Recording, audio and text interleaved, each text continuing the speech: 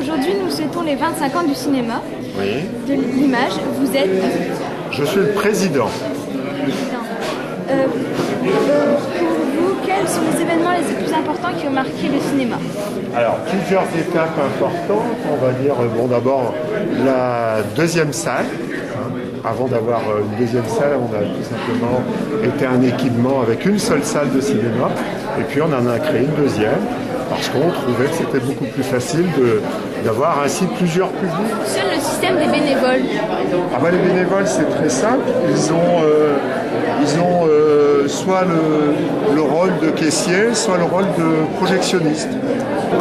Mais il y a des personnes qui sont rémunérées. Ah oui, oui, on a 2 salariés. Le cinéma a été refait récemment. Donc qui s'en est occupé On a confié cette mission à un spécialiste de l'Internet. Et donc, on a voulu que ce cinéma puisse avoir un site qui soit agréable à regarder par toutes les personnes qui veulent consulter. Donc, on a fait appel, non pas cette fois-là à un bénévole, mais à un professionnel.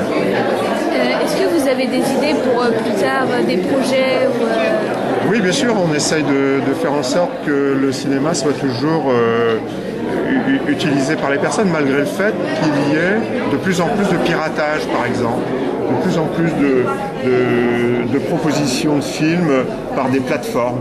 Donc on estime que nous, c'est différent de regarder la télévision ou de regarder un film chez soi et puis d'avoir une salle avec un grand écran, le noir qui s'effectue totalement, en fait d'être dans les conditions vraiment du cinéma.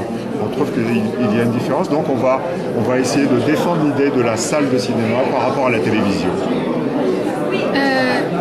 Est-ce qu'on peut vous poser une question un peu embarrassante? Allez-y.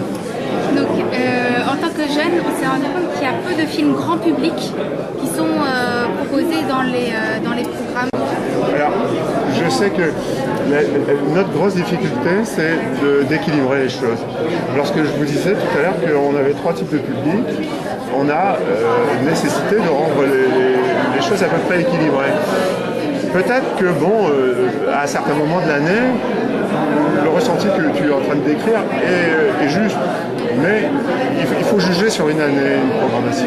On a, nous, le sentiment que les adolescents, les enfants, le très jeune public trouvent sa place au cinéma. Mais parfois, bon, c'est vrai que de temps en temps, on rouspète. On dit, mais il n'y en a plus que pour les enfants, il n'y en a plus que pour la RSF, il n'y en a plus que pour telle catégorie qui vient plutôt pour le cinéma de divertissement. Mais c'est sur l'année, je crois qu'il faut juger les choses.